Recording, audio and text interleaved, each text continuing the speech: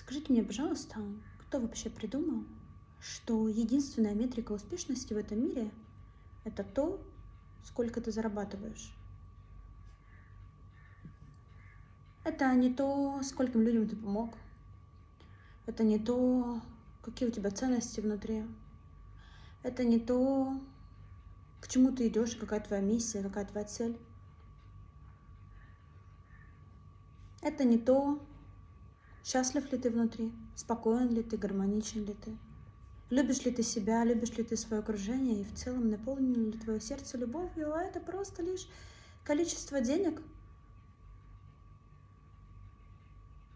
в твоей жизни, в твоей карте. Но это ли единственное, что показывает, что человек действительно является человеком?